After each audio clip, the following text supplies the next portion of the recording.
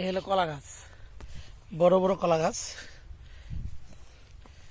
মনে পড়ে ছোটবেলায় নানা বাড়ির চাষির সাথে একবার নিখাত কামলার সাথে বলা চলে। ছোটবেলায় বাজারে কলা বিক্রি করছি শখে। সেই কলা বিক্রি করে সেই টাকা দিয়ে আবার গরুর মাংস বা অন্য অন্য যাবতীয় বা নানির জন্য ওষুধ নিয়ে আসছি। এই সেই বিখ্যাত কলা গাছ। কলার না কেটো পাত, তাতেই কাপড় তাতে ভাত।